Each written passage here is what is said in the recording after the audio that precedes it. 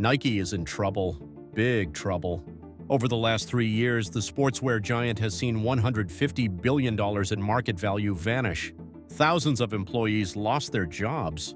Once loyal fans turned away, and now angry investors are suing. But here's the twist. It all traces back to the choices of one man. Before we dive into the chaos, let's rewind to the rise of Nike. In 1964, they sold just 1,300 shoes and made $8,000, hardly a fortune. But by 2022, they were pulling in $46.7 billion annually. Their Air Jordans alone made $5.1 billion in 2021. That's more than most companies dream of in a decade. Nike wasn't just a company, it was a movement. Their swoosh logo became a symbol of greatness. Their slogan, "Just Do It," inspired generations. And their collaborations with icons like Michael Jordan, Serena Williams, and Tiger Woods made Nike the ultimate badge of success. But Nike didn't stop there. They revolutionized sports gear, moisture-wicking fabrics, cutting-edge shoe designs. They turned ordinary athletes into stars. Everyone wanted a piece of Nike because they weren't just selling products, they were selling a lifestyle. For decades, it seemed like nothing could stop them, until June 28, 2024. On that fateful day, Nike's stock nosedived 20% after a disastrous earnings call. In just hours, $28 billion was wiped from their market cap. For a company once synonymous with dominance, this was a shock. Investors expected a modest 3% dip in revenue. Instead, they got a brutal 10% drop, costing billions. Earnings per share tanked by 26%, leaving analysts scrambling for answers. How could the mighty Nike, a company built to win, fall so far?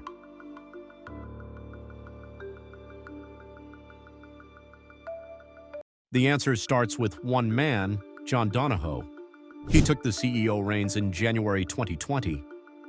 With a resume featuring stints at eBay, PayPal, and ServiceNow, Donahoe was no stranger to success. But Nike isn't Silicon Valley. And Donahoe's strategies didn't play out as planned. His big idea? Go all in on direct-to-consumer sales.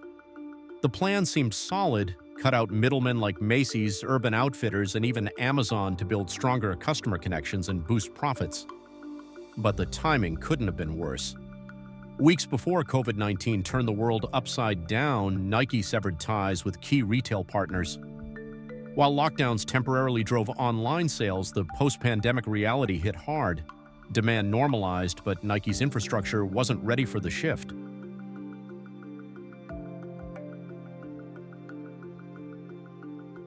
Consumer direct acceleration. Donahoe's strategy aimed to simplify Nike's offerings.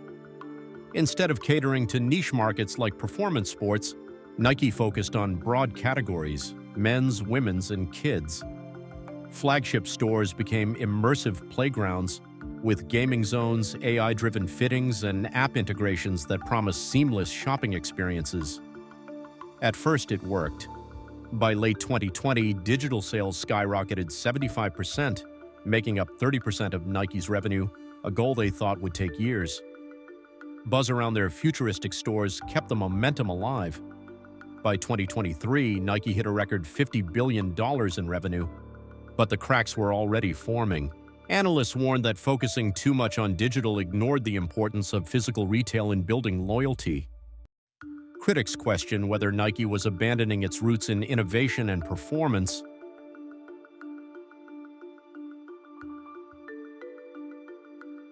When online shopping dipped post-pandemic, Nike was blindsided. Inventory levels ballooned by 40%, leaving $9.7 billion of unsold products clogging warehouses. Much of it was out-of-season stock that no one wanted. Without wholesale partners to offload this excess, Nike was stuck. Desperate, they turned to discounts. The once premium brand flooded the market with promotions, tanking profit margins and damaging its image. Customers started to wonder, is Nike really worth the price? Meanwhile, competitors like Hoka and New Balance swooped in. These brands doubled down on innovation, attracting athletes who felt abandoned by Nike's shift to lifestyle products. Even the iconic Air Jordans began losing their cultural cachet as oversupply killed their exclusivity.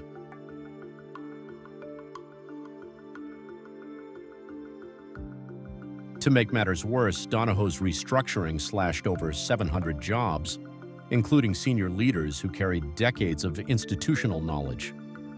Morale hit an all-time low. Without experienced decision-makers, Nike's internal culture suffered. The fallout didn't stop there. Lawsuits began piling up, with investors accusing Nike of misleading them about the viability of their direct-to-consumer strategy.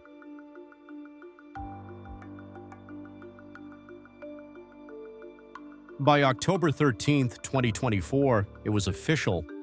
John Donahoe stepped down as Nike's CEO, and the news sent shockwaves through the business world. But if you've been following Nike closely, you know this wasn't some overnight decision.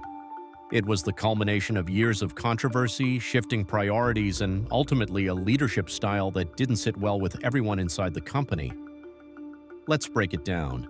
Donahoe came into Nike with a mission to modernize. He pushed hard on e-commerce and direct-to-consumer (DTC) strategies, cutting ties with major retailers like Amazon to bring customers straight to Nike's website and apps. Sure, the strategy boosted online sales and impressed Wall Street, but there was a cost. Employees started feeling disconnected from the company's legendary culture, a culture built on teamwork, innovation, and a deep connection with athletes. Longtime customers weren't thrilled either.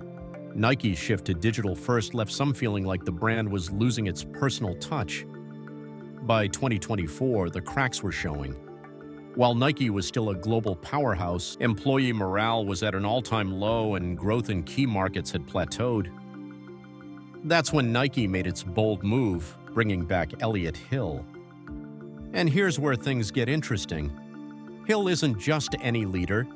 He started at Nike as an intern in 1988, climbed the ranks, and became a beloved figure among employees and athletes alike.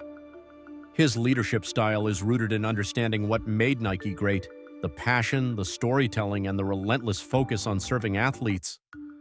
Hill had left during Donahoe's reign, but now he's back, and employees are celebrating like it's a homecoming party.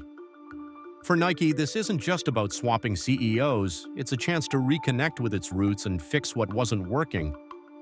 The hope is that Hill can reignite the company's core values while still navigating the challenges of a digital-first world. Nike's story isn't just another business case, it's a masterclass in how even the most iconic brands can stumble when they stray too far from their roots. But it's also a story of resilience, reinvention, and the fight to stay relevant in an increasingly competitive market. What's your take? Can Nike reclaim its throne, or will competitors continue to steal the spotlight? Drop your thoughts in the comments. We'd love to hear from you. If you enjoyed this breakdown, don't forget to like, subscribe, and hit that notification bell. We're just getting started with deep dives into the brands, businesses, and billionaires shaping our world. Stay tuned, and we'll see you in the next one.